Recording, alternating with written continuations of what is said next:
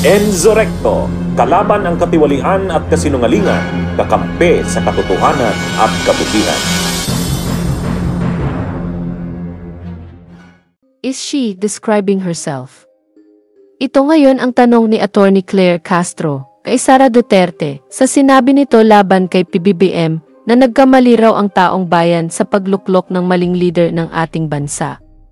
Tila dito sa sinabi ni Attorney Claire kay Sara, pinapalabas niya na mas itong si Sara ang walang alam sa pamumuno nitong bansa, kaya yung mga sinabi nito laban sa ating Pangulo ay parang bumerang na bumalik din sa kanya. Anyway, ano-ano pa po ba ang mga sinabi nitong si Sara laban kay PBBM? Halina't panoorin po natin ito. I have repeatedly said it before, and I will say it again now. I am not the problem of this country.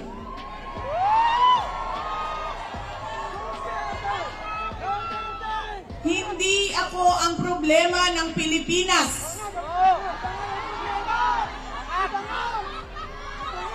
Hindi Duterte ang problema ng Pilipinas. Sino nga ba ang tunay na makikinabang kung tuluyan ng burahin sa mundo ang pamilyang Duterte? Hindi ang mga Pilipino. Lalo nang hindi makikinabang ang mga biktima sa krimen, mga walang trabaho, mga naghihirap, o maging ang mga nagugutom. What we are witnessing is a systematic demolition job against political opponents that once dared to put the country first, even if it meant going against the most powerful interests in our homeland. Sa kasamaang palad, iniluklok natin ang isang leader na walang kakayahang maintindihan ang tunay na kalagayan ng mga Pilipino. At higit sa lahat, hindi kayang magdesisyon para sa kapakanan ng sambayanan. Pinagbabayaran natin ngayon ang pagpili ng maling leader. Yan pong mga kabunyog na rinig at napanood po natin ang mga pinagsasabi nitong si Sara Duterte. Ngayon mga kabunyog, tama ba yung sinabi ni Sara na hindi naman sila ang problema ng bansa? At hindi naman raw manginginabang ang Pilipinas pag nawala sila sa mundo ng politika? Well, sa totoo lang mga kabunyog, kahit papaano, mababawasan ang mga korap dito sa ating gobyerno kung mawala na sa kapangyarihan itong mga Duterte. At most important mga kabunyog, pag hindi na nakabalik sa kapangyarihan ang mga ito, masasalba pa natin ang mga posibleng libo-libo pang magiging biktima ng panibagong war on drugs nitong si Sara. Dahil po mga kabunyog, alam naman natin ang kapasidad at pag-iisip nitong babaeng ito. Mas malala pa ito sa kanyang tatay, maulit lang yung mga ginawa ng kanyang ama kung makaupo ito. At sa kanyang pag-ugali na lahat gagawin makuha lang ang kanyang gusto, kahit na makasakit pa ito ng kapwa niya, gagawin nito. Kaya yung sinabi niya na wala naman raw manginginabang pag nawala sila, mayroon mga kabunyog, dahil mga kabunyog mas maiiwasan ang marami pang mamamatay na mga Pilipino. Dahil sa gagawin din nito ang ginawa ng kanyang ama. Anyway, ano naman po ang sinabi dito ng palasyo? Ito po mga kabunyog, pakinggan naman natin ang sinabi ni Attorney Claire Castro. One more question from Tristan Nadalo.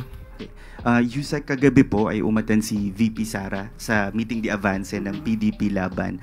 At sinabi niya po, ngayon daw nawi-witness ng buong bansa ang isang systematic demolition job against its political opponents. Sabi niya po, hindi sila ang problema hindi Duterte ang problema ng Pilipinas. Kasi sino raw pong makikinabang kung tuluyan ng burahin sa mundo ang pamilyang Duterte? Hindi ang mga Pilipino, lalong hindi ang biktima ng mga krimen o yung mga nagugutom. Anong reaction po ng palasyo dito? Opo, tayo po ay nakapanood ng kanyang mga tinuran at ang mga negatibo niya pong nabanggit doon sa ating pagsusuri ay mukhang ang dinidescribe niya po ay ang kanyang sarili at ang pamilya Duterte. Nabanggit niya po, kung di po tayo nagkakamali, sa kasamaang palad, inuluklok natin ang isang leader na walang kakayahan maintindihan ang tunay na kalagayan ng Pilipino. Matatandaan po natin na siya po mismo bilang dating DepEd Secretary, siya ang nagsabing hindi niya kaya. Lalo-lalo na, and I quote, "I do not come from the education sector. I don't have an education background, so I cannot review what they are doing. And I rely on their expertise and all the stakeholders who did the review."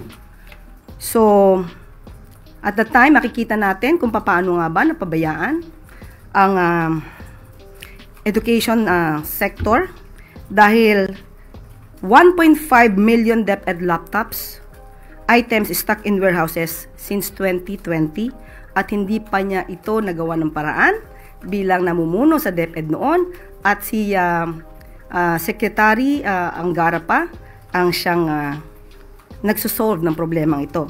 Nandun din po ang issue ng panis na gatas, inaamag na Nutriban sa mga public school at ito po ay nagkakahalaga ng 5.7 billion na hindi po napakinabangan ng mga estudyante. At meron din pong na bisto o agarang nasolusyonan ni Education Secretary Sani Angara patungkol po doon sa ghost students na may halaga pong na-recover na 65 million. Kaya po tayo umaayon sa sinabi niyang pinagbabayaran natin ngayon ang pagpili ng maling leader.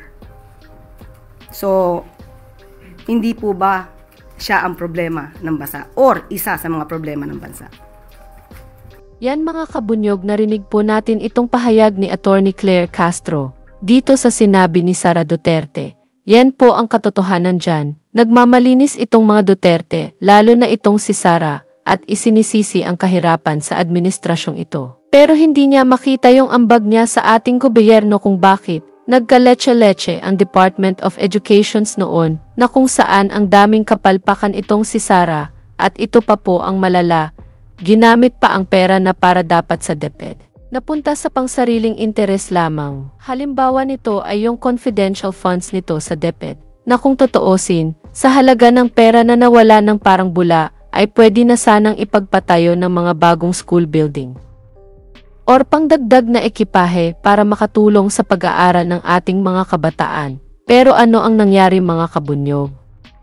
Nandoon kay Mary Grace Piatos at iba pang mga imbentong pangalan na punta ang pera or sa madaling sabi, sa kanyang bulsa. Anyway, dito na lang po ang aking topic. Mabuhay po tayo mga kabunyog. Bunyog, bunyog, halikan na kasama ka. Bunyog, kapag buklod ay may pag-asa. Luzon, Visayas, Mindanao, isa ang pananaw. Sa bagong Pilipinas ang bunyog isisigaw.